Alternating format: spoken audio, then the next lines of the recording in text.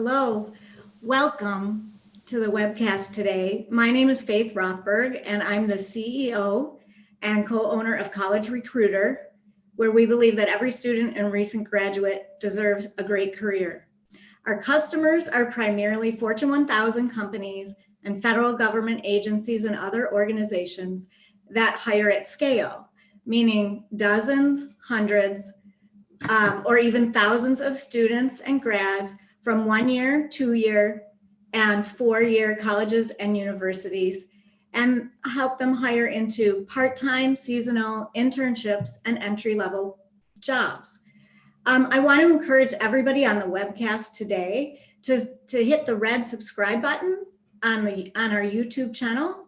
That way you'll be notified of other similar events in the future that we have. And then I also want to encourage every attendee, if they think that today was a good and meaningful webcast and helpful, to please like the page and like the webcast.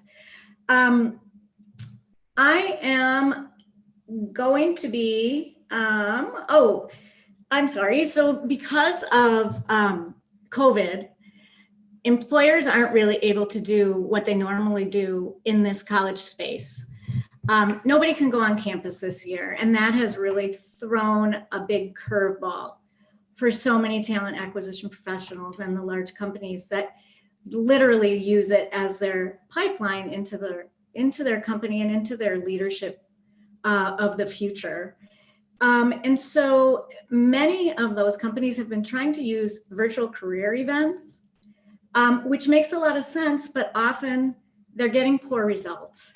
And the reason in our eyes that they're getting poor results is because virtual career events, they're great tools for engaging candidates, but they are not good tools for reaching those candidates. In talent acquisition terms, basically, they don't help you at the top of the funnel. So a lot of our employer customers are using our targeted emails, product to get their brand out in front of students that they want to target. Especially part of this discussion is on diversity. So we want to make sure that we're reaching those diverse candidates that we want to interview and employ. And they're, what our customers are doing is using it as a call to action to then register for that virtual career event. So it's adding to the top of the funnel in order to make that a successful event when you do have it, so that you can engage with all those candidates. What we want to discuss today are all the ways that employers can both reach and then engage with those students who may not be familiar with the employer's opportunities that are out there.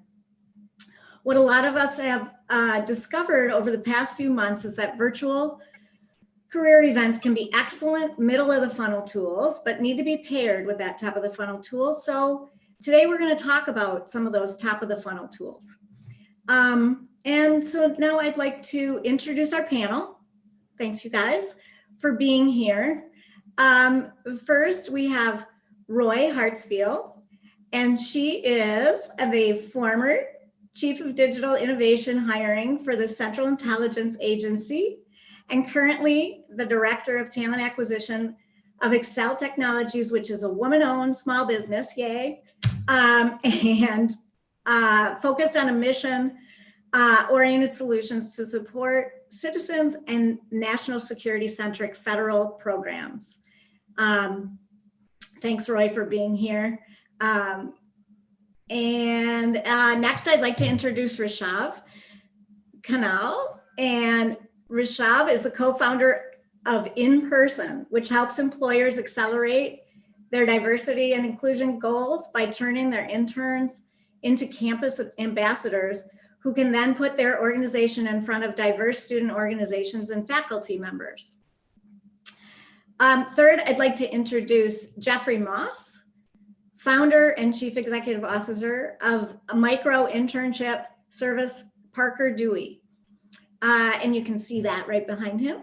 And Jeffrey, we wanted to thank today for co-organizing this webcast with College Recruiter. So thanks so much, Jeffrey. Next, I'd like to introduce Tony Newborn.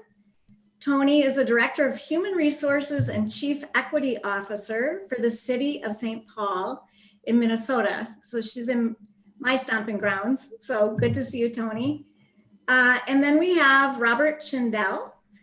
Robert is the President and CEO of Intern Bridge, the nation's premier experiential learning, consulting, and research firm whose intern management system is powered by grad leaders. And last but not least, with a W, we have Joe Weech, Head of People and Talent for Exemplary Consultants, which collaborates with small to medium-sized businesses to create and optimize infrastructure that will assist in achieving cost-effective growth strategies. So let's get started.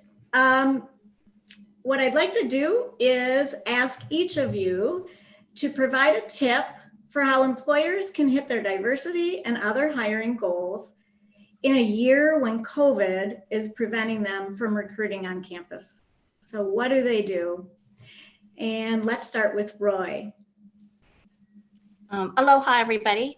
I know that this is proven because I have done it at the CIA. So I know that working with unconscious bias and having everybody from your sourcing to the person that puts the code in for your AI, to your recruiter, to your hiring manager, to the first line manager that will be managing those interns makes a huge difference for those interns that'll be working inside. I tell you, just having one manager that is working inclusively, a little bit out of the box, a little bit of risk taking, being able to help the interns stretch more than they were probably anticipating, will go so far on a campus. I think it's faster than tweeting from a Kardashian. And I have seen results in that. And I know that it's working at Excel with our interns and on campuses. And that's without any additional advertisement. Well, that's awesome. Cool. Rishav, how about you? What's a tip? Yeah, well, I think from a manager level, right, you've got individuals understanding inclusion, understanding those biases, but taking a step back, I'm a firm believer that every HR function has a set of $1 million questions that they need to answer. And if they find true answers to these questions, they will win an unfair share of the early talent market when it comes to attracting candidates at the top of the funnel, specifically our diverse candidates. Questions, hey, where do I go to brand myself as an employer that's diverse and inclusive? Beyond the big career fairs and conferences that everybody attends, where do I go knowing that a diverse campus hiring pool can really accelerate my representation, doing that without buying every single HR tool that exists out there, and there can be so many. And the last one is, how do I make my diverse messaging a no-brainer when it comes to attracting diverse audience? Now, before going away and spending millions of dollars, the answer actually lies with the people who know your workforce really well. It's your interns. So I urge people who are listening and sitting back is take notes and really think about how a credible campus ambassador program can actually become a need to have right now, where you can utilize their relationships once they've already signed a return offer to come work for you full time, to go out there and build partnerships with student organizations that already exist on their campus, or utilize them to help source candidates for you and make it more than just wearing a t-shirt and passing out water bottles. That makes a lot of sense. Okay, so Jeffrey. Yeah, I love that we're having this conversation and we're having it right now. First of all, what I love so far about the answers is all of these things are complementary. None of them are mutually exclusive. These are all and responses as opposed to or. The second thing, which is interesting about the current situation, is the silver lining of this pandemic is that it's allowing university recruiters to rethink traditional processes, to rethink the efforts at career fairs, to rethink the concept of focus schools. And one of the trends that we've seen emerging over the past 5 years that's really come under the microscope right now, or front and center right now, is this concept of experiential recruiting. So again, as I'm thinking about companies, and back to the beginning of your comments, Faith, the biggest challenge for companies is at the top of the funnel, getting students to even engage, getting students who may not have heard of your brand who may not have heard of your company or who have preconceived notions about your organization based upon the consumer-facing brand to even apply. How do you do that? How do you engage them? And I think to Rishav's point, it's especially important for those from diverse and underrepresented populations who don't have the social capital or contacts to know the difference of working at Deloitte versus Accenture, or to even be able to see themselves at those companies. And one of the things we've seen is, again, how experiential recruiting does that by providing college students opportunities to work on real short-term paid assignments. This is the best way to introduce your company to students who might not otherwise thinking about it. And what's especially important, and again, I think this gets to some of the other comments before, is it can get through the noise. I mean, look, every company is rethinking its website. Every company is changing the messaging and changing the pictures. And what we keep on hearing from the students is they all look the same. I know when I go to a company's recruiting website, it's going to have the picture of the token diverse person and the token person from a certain background, and all of the messaging feels the same. How do I actually get through? And we found this experiential recruiting approach does it. It lets the students actually see themselves. What's great is it also lets the hiring managers get the benefit of the immediate support on these projects that they have in their place anyway. And to Roy's point from earlier, what it also does is it allows, call it the hiring managers to get retrained. That no matter how much training, how much messaging we push at hiring managers about the importance of diversity, equity, and inclusion, how do you actually have them take action? Well, what we found is by having a hiring manager actually work with a student from an underrepresented background, a different school major, GPA, and see the work firsthand, you can overcome some of those unintended biases. That makes a lot of sense, Jeffrey. And you know, the this generation, you know, like you were talking about messaging and things like that, for these young people to understand how you differentiate yourself from others, you know, they care so much about different things than we used to message. So it's important to message those things like community. What is the company doing for social change? Lots of things like that. And what is my day like? What is it going to be like to work for you? Because I think especially right now in COVID, a lot of these young people don't know what to expect, you know? So another good message. So definitely, I'm glad we're having this conversation too. And thanks for that idea. And now we'll move on to Tony. Tony, how about your tip? Yeah, so, you know, my perspective is a little bit different from maybe from the rest of the panel because I'm in local government, and recruiting government is even from whether it's our intern program all the way up to our jobs that we have across the city. So recruitment looks a little bit, a lot different actually for us. So it's not a large scale type of recruiting. So our partnerships and relationships with the colleges and universities and the tech schools are really important, and it has to be ongoing. And, you know, I know that a lot of us have had to scramble it because of COVID, and it's changed everything that we've done traditionally over years and years. But what we have been good at is those community and organizational partnerships. And so, you know, my tip is, you know, tap into those relationships, those already established relationships that you have. And if you haven't, you know, we're not going to shame you. Start on that as quickly as possible. Work with those professors, work with those programs that are already in place to recruit those interns and those college students or students who are part of those tech programs or trade programs to come and work. And for us, we have to design our internships have to align pretty closely to a position and treat it as a career pathway. I talked, you know, a little bit about, you know, now we're having to think about, and we did this over the summer. We have a career pathways program, which was all virtual, and we were doing some food delivery, food supplies early on, and you know, in March and in the spring, and we had those interns to help with that initiative. So there was some in person, but we also provided some opportunities for them to do virtual training and professional development training. And so, just thinking, I know my tips are multi-layered, but first tapping into the relationships and partnerships that you already have with the colleges and universities and trade schools, et cetera. And then be prepared to, be ready for interns to come in on whether it's a virtual basis and providing that professional development support and skill building. That makes a lot of sense, Tony. And the piece you said about connecting with the professors at the universities and schools, is there any difference in the way you would do that now because of COVID versus what you were traditionally used to doing?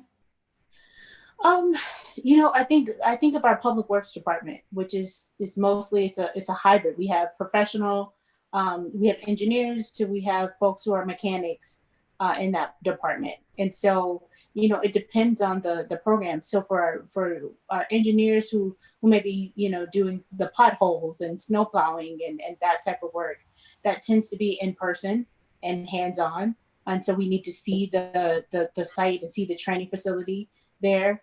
Versus, some of our other functions in public works that may be more administrative and maybe, conducive to, desk work.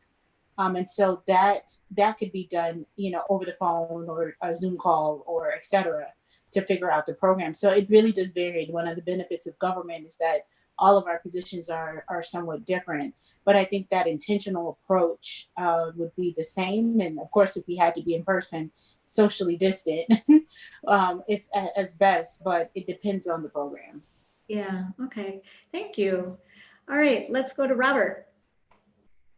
Yes, the double down, triple down, quadruple down on the internship initiative is, and other forms of experiential learning. I'm a huge fan of the work that Parker Dewey's doing in creating those micro internships that give access to students to do projects that may not otherwise have that access.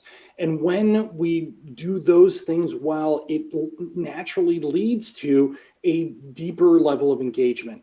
So we as employers need to really focus in on the structure of our internship programs. And what we've learned, I think, over the last 7-8 months is that what we do and the focus of our internships really isn't location dependent, because we know that based on our research that over more than 300,000 college students and 25,000 employers, there's really 4 pieces of the puzzle that need to fit together, regardless of the size of the organization.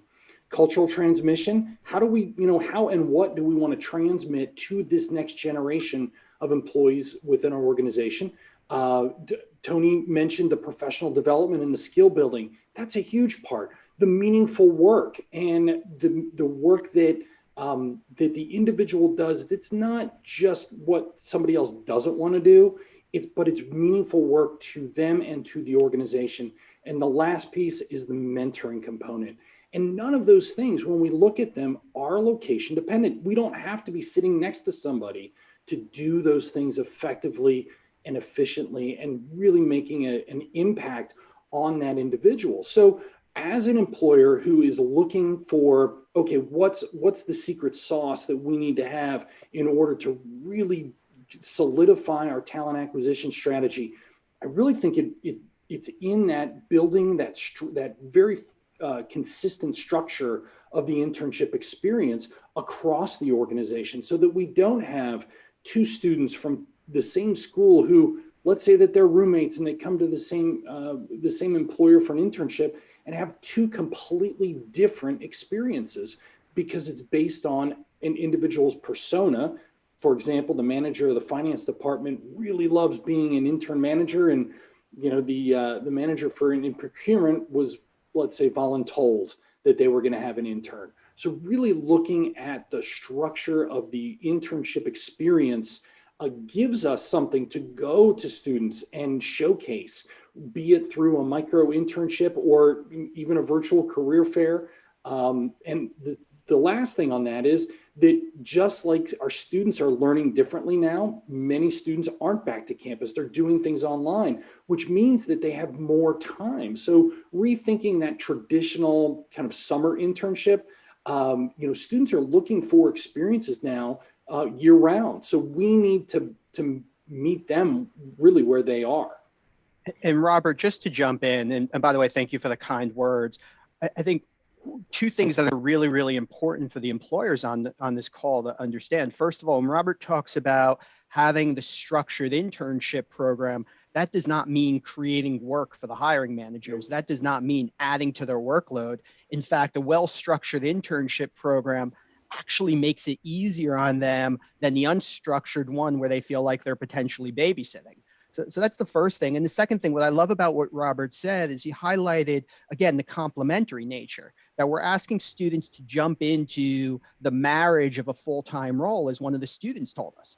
It's a marriage of a full-time role. And then the summer internship you can think of as the engagement. How do you make sure it's a thoughtful engagement, but also can you provide them opportunities to date beforehand, to really explore all of the different options? And again, back to some of the earlier comments, how do you introduce the students to roles they may not have been considering, or companies they haven't thought of or heard of? And how do you again create those opportunities for that job dating that leads to the engagement and ultimately the marriage? So again, really important points, Robert. Thank you very much, Jeffrey. Yeah, thanks, Jeffrey, for those extra comments too. And I can verify with my my senior in college that they do have more time because everything is online. They would like something that is engaging and meaningful because quite frankly, their classes are boring.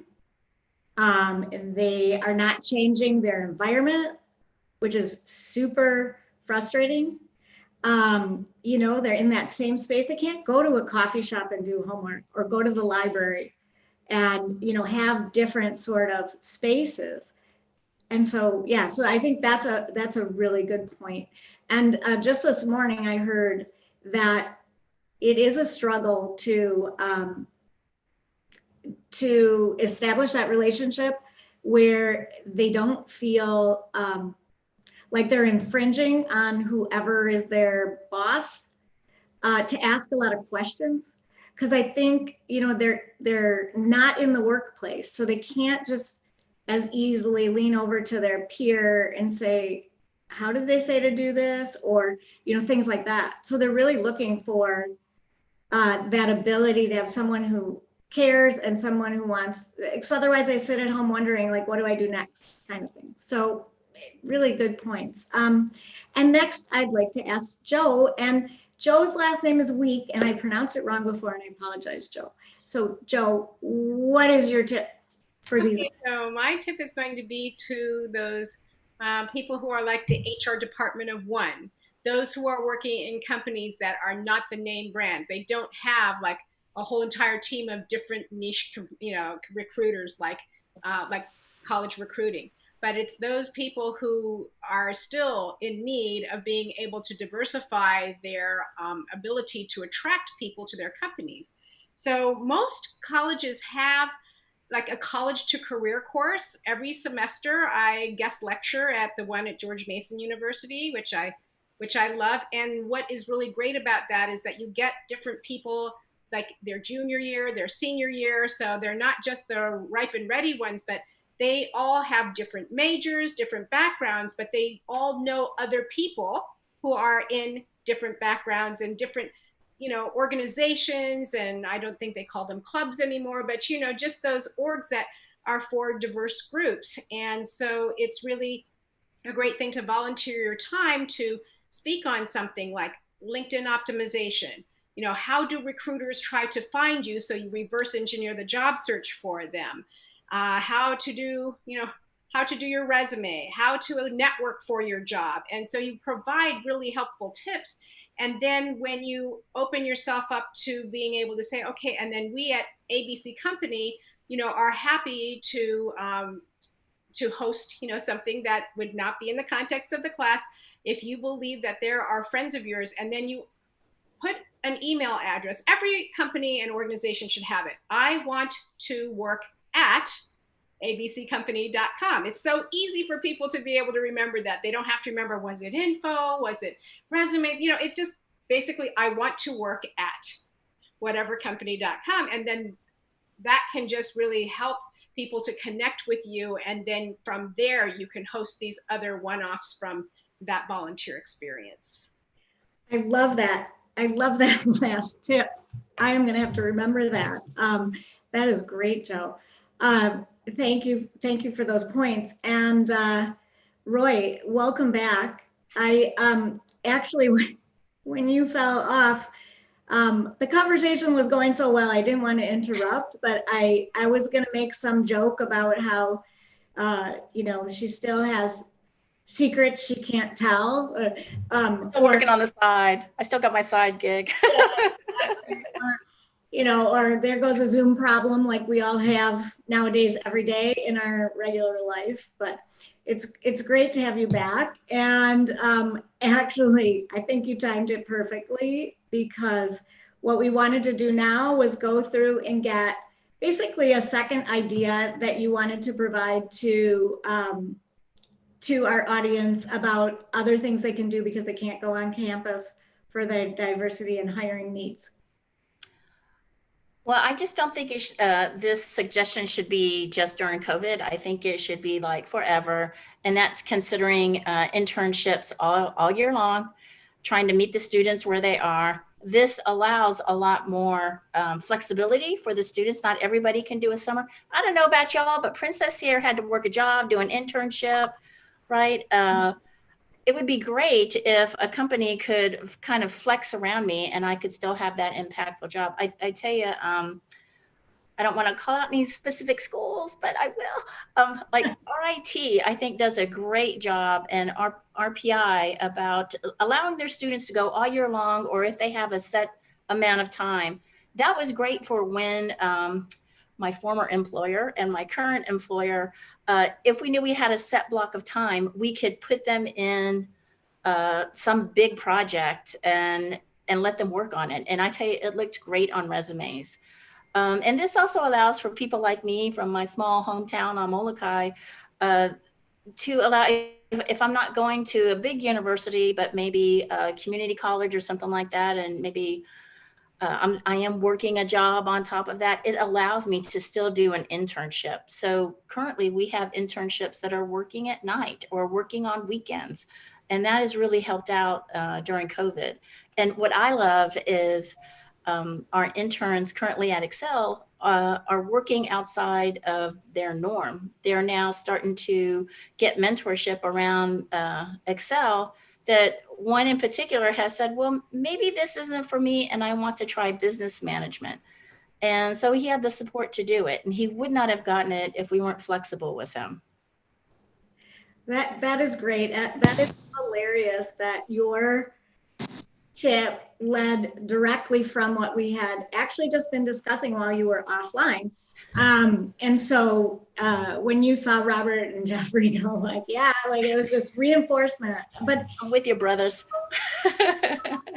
it's so true. And it also goes along with, I don't know how many, some of our customers have started to become more school agnostic and really just looking for certain types of people, whether it's, diverse candidates, or there's a lot of buzz about finding scrappers and, people that work hard and have to multitask, like what you're talking about, Roy, with, I need to work while I'm getting my degree, right? And so, those non-traditional students. Yes. I tell you what, I will take a scrapper over your 4.0, never had anything go wrong in their life. Never, everything has worked out. I will take that scrapper every single day. And I tell you what, from my former experience, scrappers do better. If I'm somewhere, that person is going to be innovative, isn't afraid of calculated risk taking,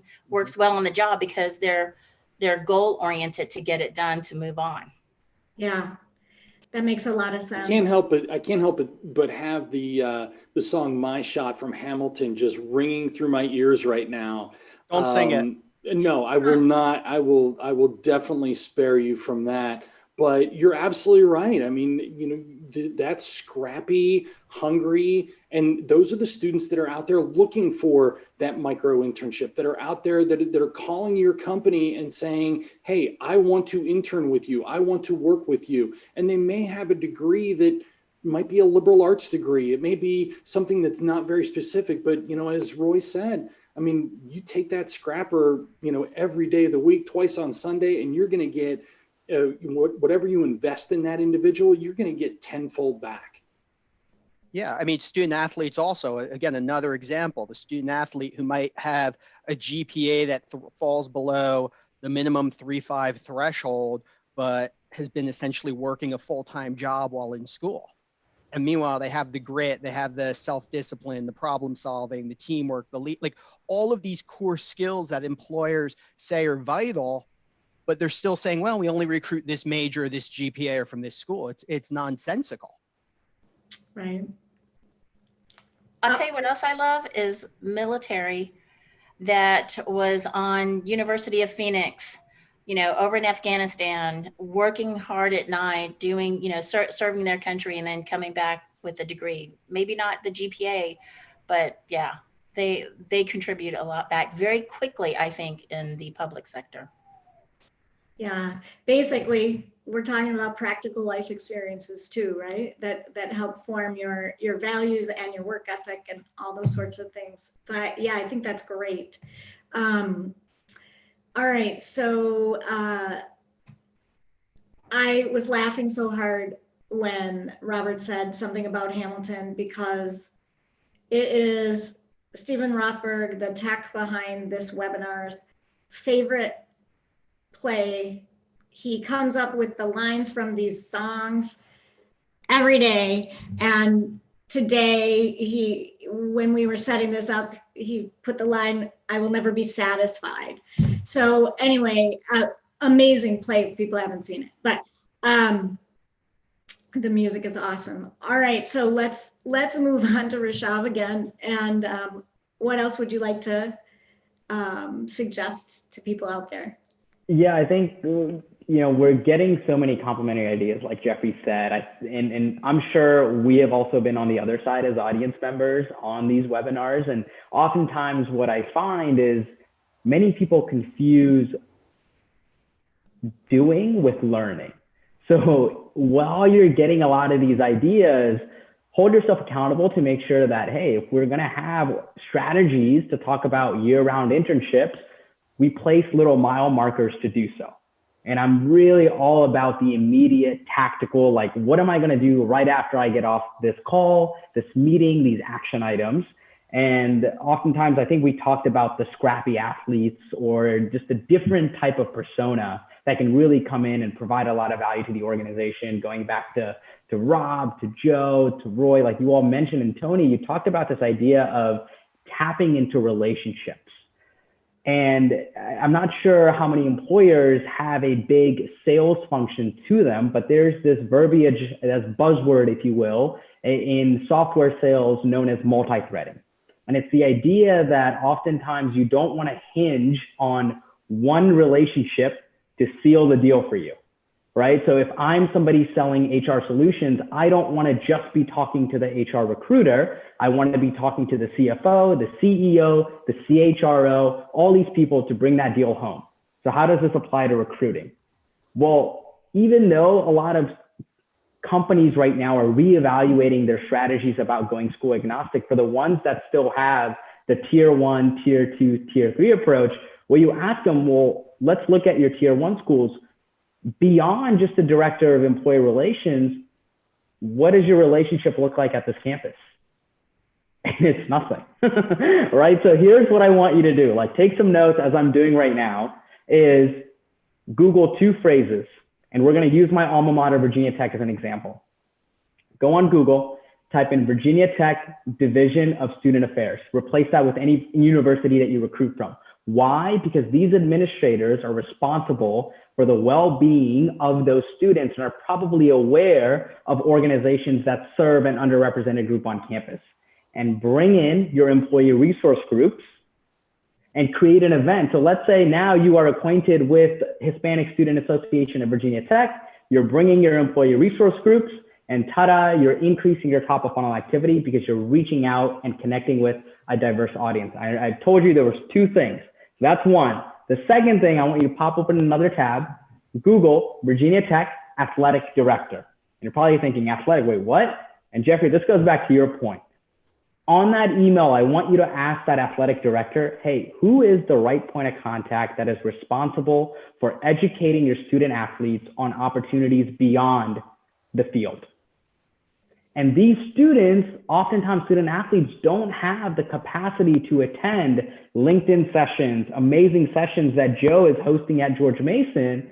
So now as an employer building that relationship, you can come in with a targeted, scrappy group that is not only holding a full-time job, but is also a college student talking about opportunities about branding themselves on LinkedIn, professional behavior interviews, teaching them something to better themselves, and watch your candidate pool at that top of the funnel really diversify. Because what we're seeing right now is, especially, and this goes out to a lot of accounting industries that I see, Beta Alpha Psi, I love them, they're amazing, but it's the same pool and you're asking for different results. It doesn't work that way. So if you want to date different people, you want to engage different people, you want to marry different people, you got to start going to different venues. The same bar that you're going to, it's going to have the same crowd. So we got to start diversifying where we go. And these are probably the two best, quickest wins that you can have out there. Awesome. That is just awesome. Those are great ideas. And the other thing that you said, Rishabh, that I really love, that I forgot to mention, I usually say at the very beginning of these webcasts, and definitely when we host conferences in person, is if you can take away 2 to 3 action items from this session, it's a big score, you know? So think about 2 to 3 things you can walk away and actually do, like you were saying, right away when you get off this call. So that's great. All right, so let's move on now to Jeffrey.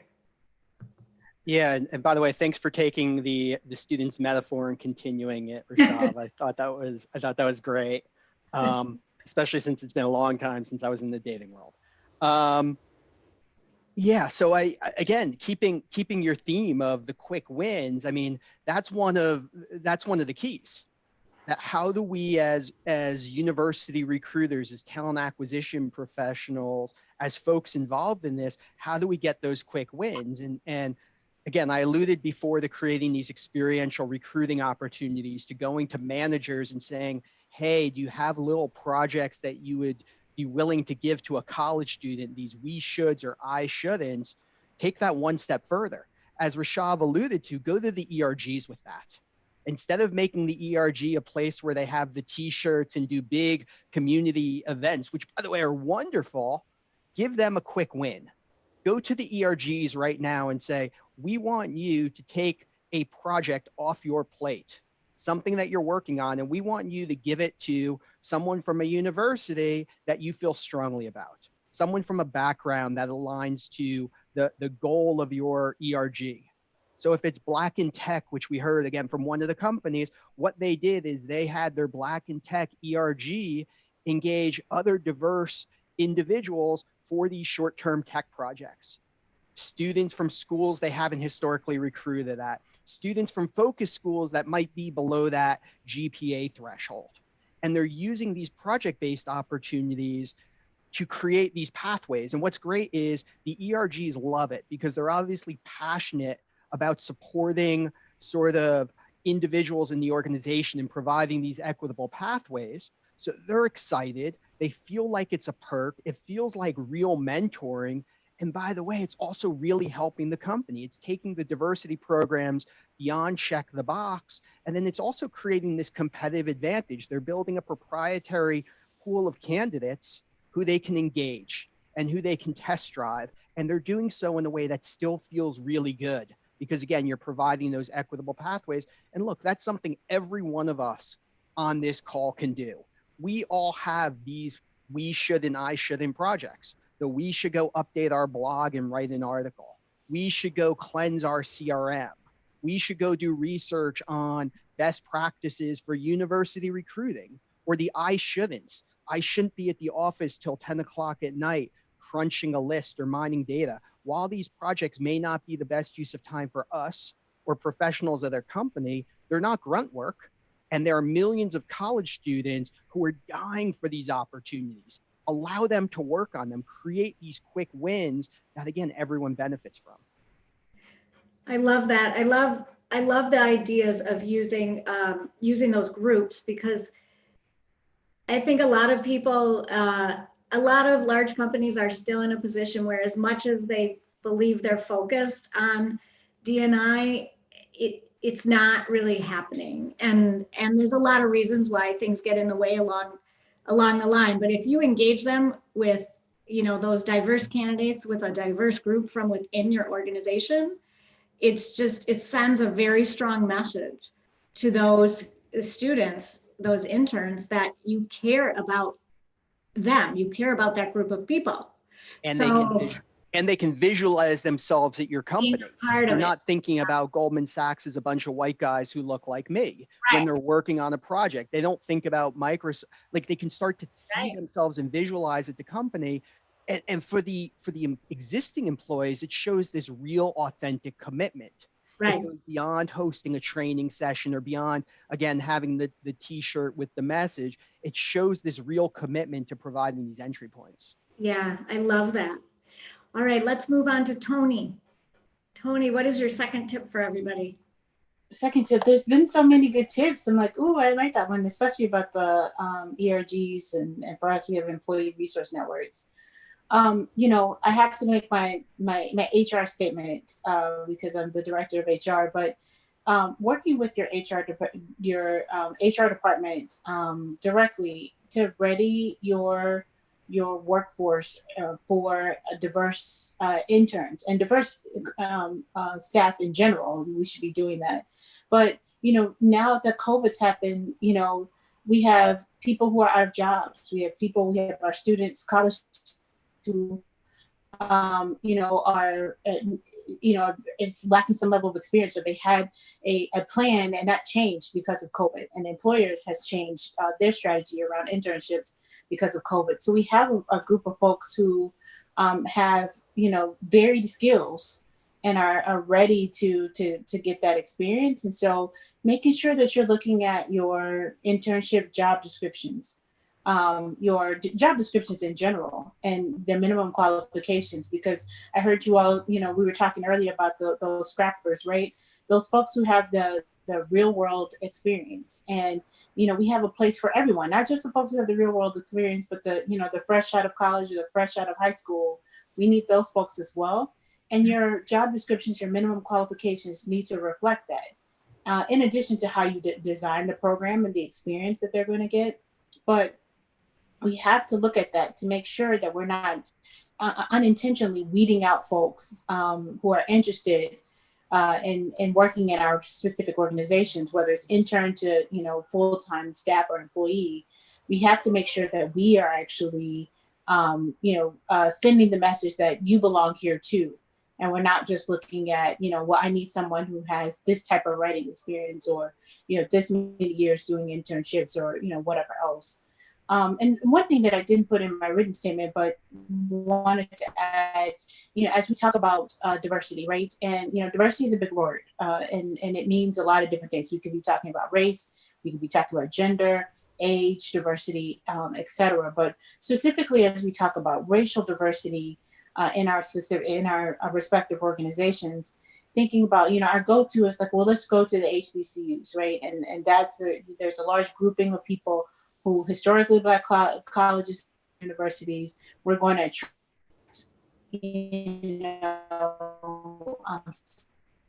diversity.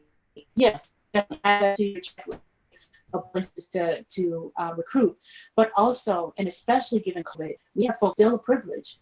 And it's important that we look at outside of our HBCUs and maybe look in some non-traditional spaces for those individuals, those students, those folks in programs, to recruit them as well. So being creative around that.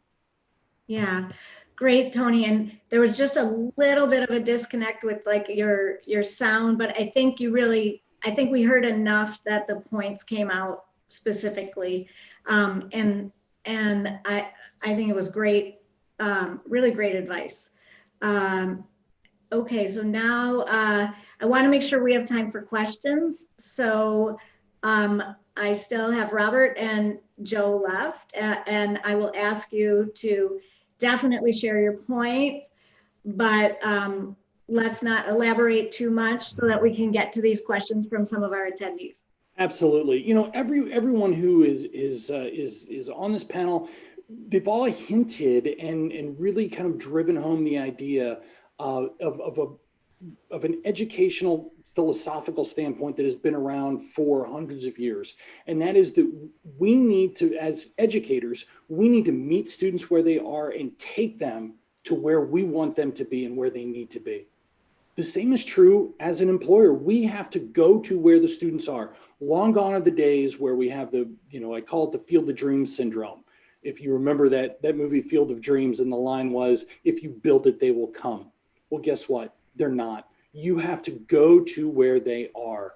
And that educational premise is really a fantastic foundation for recruiting. And Rashab, I'm a former Career Center director myself. And, you know, the things that you were talking about, you know, engaging at different parts of the campus, whether it be athletics, whether it be, you know, student affairs or on the academic side, you know, I'm going to challenge all of my Career Center friends who are on this. You should be doing that for your employers. You should be giving that information to them. And if you're not, you should start doing that right now. The last point I'd like to bring up is, you know, as we look at what we're doing in this world of experiential learning, I find it interesting every time that I get into this conversation that a gentleman by the name of John Dewey, and many of us probably remember, well, I would say most of us on this call remember the old Dewey Decimal System, going to the library and looking for stuff. But John Dewey in 1903 said, when the barriers between life in school and out is reduced, the whole pupil is engaged and learning occurs. And here we are 117 years later, and we're still trying to figure that out, that very simple concept. But yet, you know, as we've been talking about today, there's a lot of moving pieces to that very simple concept. So, you know, the actionable points on this, you know, from this panel discussion are plentiful. You know, I love, Rashab, just two things, just write them down and do them tomorrow, and do them, you know, as soon as you get off this call, and, you know, calling the schools that you're recruiting from and talking to the Career Center director and saying, hey, listen, connect me with fill in the blank is certainly a great start. So yeah, it is a challenging year, and it forces us to rethink the way that we do things. But if we go back to the basics of meeting students where they are and taking them to where we want them to be, I think we're all going to be a whole lot more successful. Yeah, that's great. Thanks so much, Robert. And Joe. Okay, so I would like to take us off of the regular campuses because I feel like we're getting one sort of socioeconomic group of students. So I would like for us to do the adult education centers and really start seeing what sort of people are there that could potentially bring in maybe some seasoned life experience. You know, you're going to get a vast age difference as well. It's not just going to be your 18 to 22-year-olds. You're going to have, you know, people who have gone back to get a certification, or maybe they're in some sort of a work study program, but you will get a much different group, you know, to target. And I believe that if we can't cast the net wide enough, you know, to be able to be as inclusive as possible, we are going to miss some great talent. I like using virtualfair.io. You can host your own event and then, you know, let people know at those places that you're hosting something where it can even just be Q&A, the Ask Me Anything, you know, about how to maybe transition, change careers and that sort of thing. It doesn't always have to be talking about your company. It's really feeding people what they need. And I believe that the network referrals will be built from that way as well. And if you don't know how to do them, it's a great way to kind of try it out, without making, too many mistakes that are just going to torpedo you. But you can then also join some of these job fairs that major brands in. When I was with No Name Company, we participated in one, but we didn't go there as just our company because nobody was going to come into our virtual room. So we hosted, that was also a LinkedIn optimization. And so a lot of people came in because they really wanted to hear that information. So make sure you are always giving something that people need. It's not the what's in it for me, but it's really, we got 200 people engaging with us, and we've never done that even at a face-to-face job fair. So I think those are really great ways to be able to reach out and expand your views. Those are awesome, awesome ideas too. I really love that. And actually, it partially answers one of the questions that I'm going to now read from one of our attendees. And we have a few. We only have about, we have 8 minutes left, so probably about 5 minutes of Q&A. So we'll keep the answers brief. But the question is, I made a pretty big budgetary commitment to virtual career events, but the attendance to the couple that we did were terrible. Very few showed up and they weren't all that interested in us. How do we get more students to find out about our events and then also show up? And I would like to start first by saying, which is a little self-serving, to be honest, but as we talked about in the beginning, one of the things that we've been helping our customers do to ensure that those career events are successful is to run targeted email campaigns to the proper targeting of the kind of students you want to get. So hopefully you've got the quality there, and then have them sign up and register for your event beforehand, and you'll get a much better idea of how many people are coming and what, and within that messaging, you can brand yourself. So some of the companies, this one sounds like maybe not as well known an employer. So everybody's going to want to go to a Google fair, but maybe not, a smaller or even a large company that a lot of people don't know of because they're in a wholesale business or logistics or something like that. And also what Joe just said, right? And that fits right into it as well. To remind me what you said, because I was reading the question, that would help people get to that career fair. Oh, go into a larger career fair.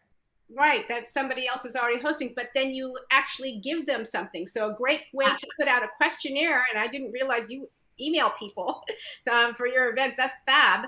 And it's like, what job search tips would you like to learn when you participate?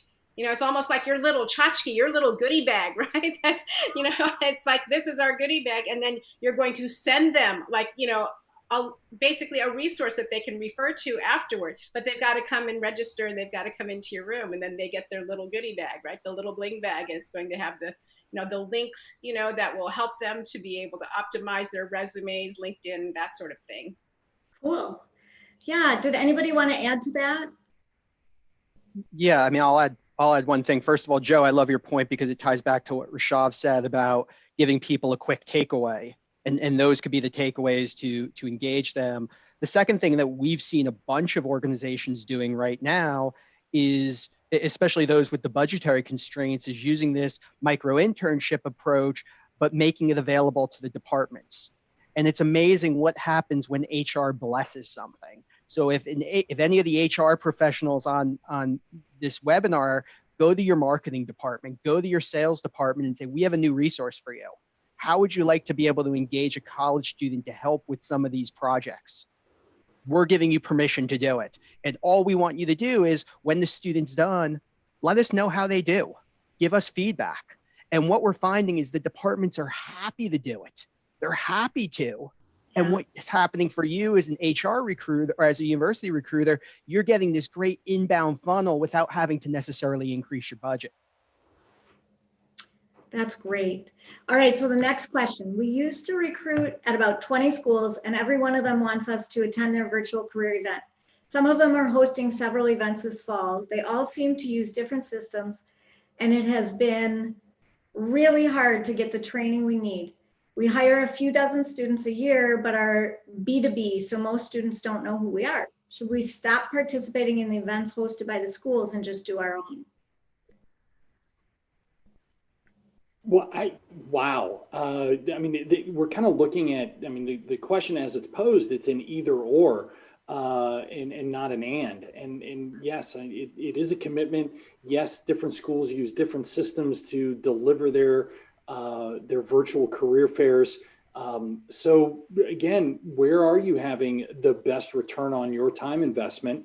But I certainly wouldn't, say no to doing your own thing and utilizing some of those other resources and being authentic about it and utilizing the experience-based recruiting models that, for example, Jeff and his team at Parker Dewey have. I mean, again, this whole scenario that we are all living through is forcing us to change the way that we do things, and not just change from, well, I can't go to an on-campus career fair, so I'm going to go to this virtual fair, but really changing and asking, why are we doing this? And how are we doing this? And what's most effective for us? So again, looking at the events that you've been invited to go to, look at, your past return on investment. What other relationships do you have at those schools? We can't just assume that because there's a virtual career fair that students are going to show up. So, as Rishabh talked about multithreading, going to athletics, going to the faculty, going to, and again, I'm a faculty member. I love it when employers come to me and say, hey, we've got this event coming up and I know that your, students in your negotiations and conflict class or your leadership class would really like this. And I'm happy to pass that along because I know that it's going to benefit my students in the end. Yeah, that's great. All right. Well, I hate to say we can't take any more questions, but I really wanted to thank everybody for their participation today. And people out there attending, if you do have more questions, you can feel free to email me at faith@collegerecruiter.com. I'm happy to also pass it around and get some quick answers to those questions. But in conclusion, I wanted to again thank Jeffrey for co-organizing today's event, and then thank Roy and Rishabh and Tony and Robert and Joe, all for being here today, and really for participating in trying to help everybody in this just really hard, tough situation we're all in. I want to remind the attendees that if you liked what you heard today, if you got some value out of it, please subscribe to our channel. We at College Recruiter have been trying to do a fair number of webcasts throughout this COVID time to really help employers figure out what they can do to keep interns and to continue to hire college students and recent grads. And then also, if today was helpful, like it, which would be great. Finally, as the CEO of College Recruiter, a job search site, I hope that you share our belief that every student and recent graduate deserves a great career. Thanks so much, you guys.